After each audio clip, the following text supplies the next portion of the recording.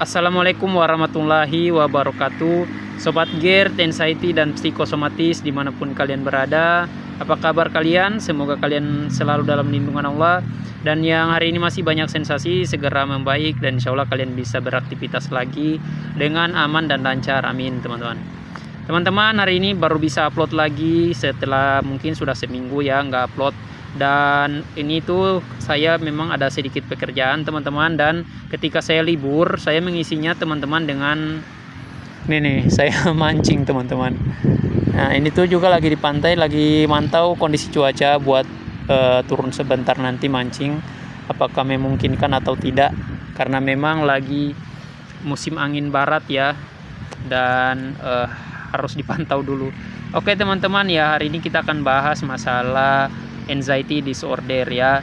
Anxiety disorder itu teman-teman gak ada habis-habisnya ya. Dia selalu datang. Ini tuh yang paling bikin orang asam lambung GERD anxiety ini itu sebenarnya anxiety-nya ya yang paling bikin orang merasa terganggu itu. Karena ya dia itu datang tadi undang ya, datang tadi undang, pulang tadi antar. Jai langkung.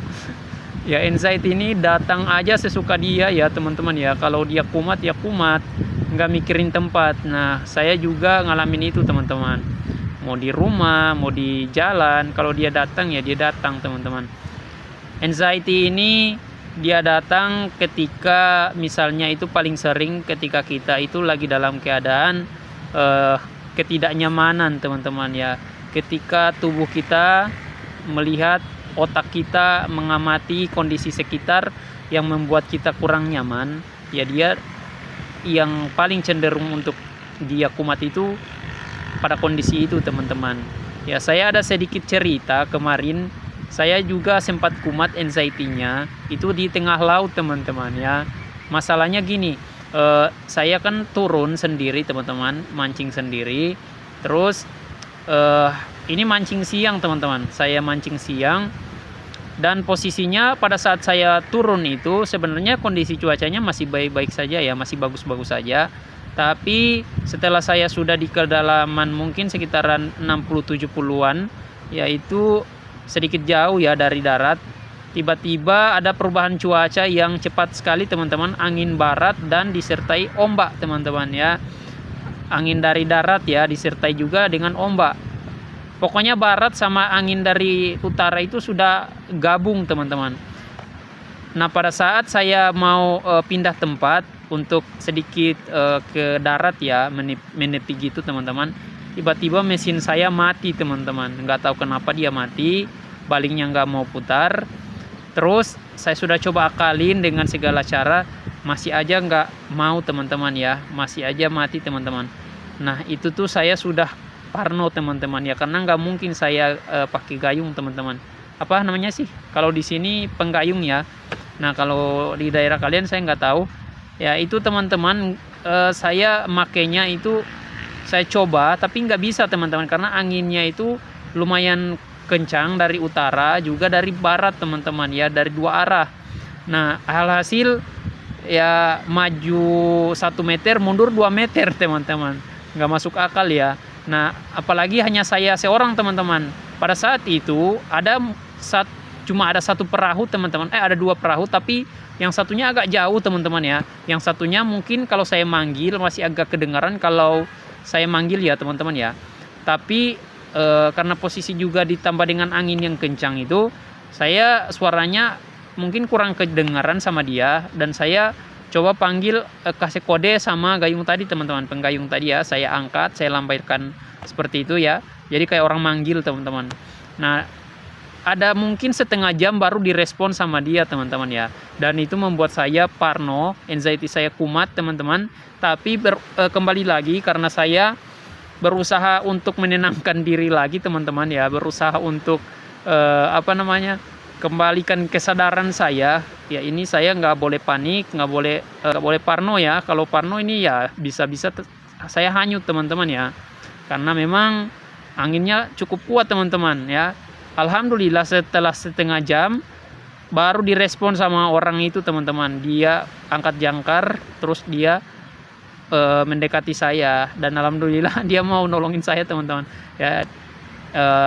dia punya tali yang panjang juga, lalu dikaitkan ke perahu saya, dan saya sudah teman-teman aman ya, alhamdulillah, orang baik. Nah itu teman-teman momen ketika saya kena anxiety di tengah laut teman-teman ya. Di darat saja kita ketika anxiety itu lumayan teman-teman parahnya, itu kita aja sampai nggak bisa ngontrol teman-teman. Ini di darat teman-teman, bagaimana kalau di tengah laut teman-teman. Dan itu wah benar-benar mungkin yang punya anxiety jangan ke laut lah kalau menurut saya ya.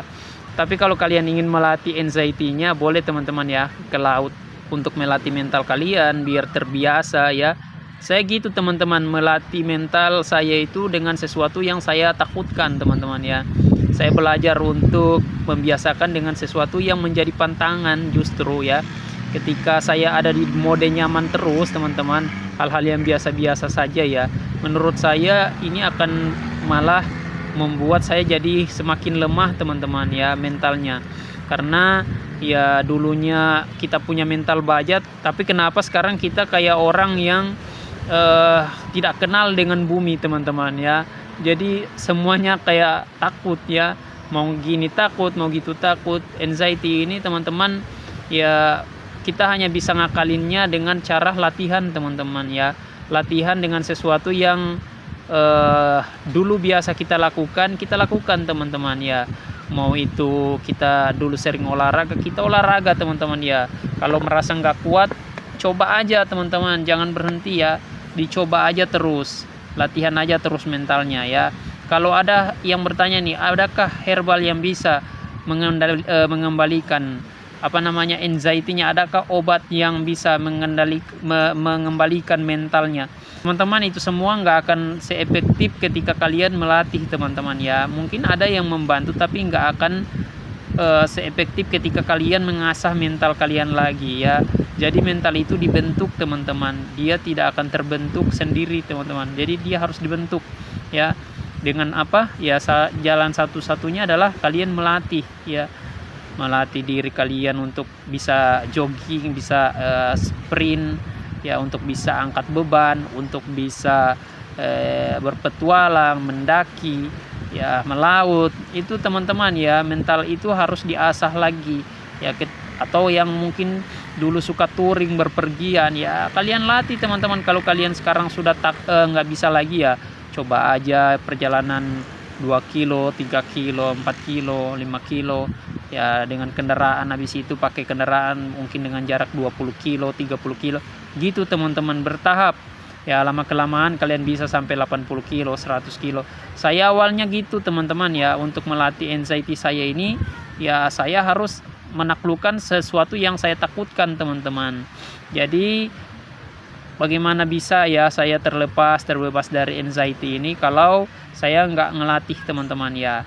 Pola pikir ini itu akan terlalu banyak bisikan teman-teman ya. Pikiran ini akan terlalu banyak bisikan, banyak ketakutan ketika justru kita ada pada posisi yang terlalu kita anggap nyaman teman-teman ya. Nah justru ketika kalian sedang melawan ketakutan-ketakutan itu dengan kalian melatihnya, prakteknya teman-teman, maka dia akan dibentuk kembali ya oleh program bawah sadar kalian ya. Jadi diprogram lagi teman-teman sama pikiran bawah sadar kita. Begitu juga dengan sistem saraf kita ya, amigdala sama prefrontal cortex itu yang tugasnya tuh mengatur, melihat, mengamati apakah diri kalian itu terancam atau tidak ya. Dia akan kembali menjadi stabil teman-teman. Kalau kemarin-kemarin atau hari ini dia lagi terlalu aktif sehingganya segala sesuatu dia takutkan, membuat dia menjadi takut, kemudian diberi sinyal ke kita teman-teman, akhirnya kita juga ikut takut ya. Itu karena kita tidak mencoba mengasahnya teman-teman, karena kita tidak mencoba untuk membuat dia bangkit kembali ya, hidup kembali menjadi mental yang kuat lagi ya teman-teman ya. Jadi bawaannya ketika kita sudah down, bawaannya ketika mental kita sudah jatuh ya, otomatis fisik juga akan hadir sensasinya teman-teman ya. Nah, itu yang disebut dengan trigger ke lambung, teman-teman. Triggernya ke pencernaan. Ya, kenapa harus ke pencernaan? Karena memang sistem sarafnya saling terikat, teman-teman ya. Jadi kalian yang sering menanyakan kenapa ketika saya panik, saya kambuh juga badan saya, itu karena seperti itu koneksinya, teman-teman ya. Jadi dia punya ikatan. Nah, itulah dinamakan dengan lingkaran tadi, lingkaran setan tadi ya, teman-teman ya. Nah, jadi nggak ada cara lain ketika kalian ingin mengupgrade diri kalian, mengupgrade mental kalian, nggak ada cara lain selain dengan praktek, teman-teman ya. Kalaupun kalian mau coba hipnoterapi juga boleh, teman-teman ya. Hipnoterapi sebenarnya bagus untuk membangkitkan semangat dan energi kalian kembali ketika kalian mendengarkan hipnoterapi, karena memang ada afirmasi-afirmasi positif, teman-teman. Tapi untuk maksimalnya kalian harus ketika diri kalian sudah ke booster lagi sama afirmasi positif itu, kalian langsung terapkan prakteknya, teman-teman ya, di lapangan. Prakteknya ke tubuh kalian ya, ke lingkungan kalian. Apa yang ingin kalian lakukan, teman-teman ya. Jangan takut ya. Kalau kalian takut kumat, takut kambuh, ya kalian gak akan naik level dan mental kalian akan stuck di situ aja. Makan mungkin bisa saja ngedrop lagi mental kalian ya, jadi serba takut lagi, segala sesuatu kalian takutkan. Nah, itu tuh dikarenakan kalian hanya ada pada posisi nyaman saja, nggak mau keluar dari zona itu, teman-teman ya. Jadi kita harus belajar untuk bangkit dari sekarang.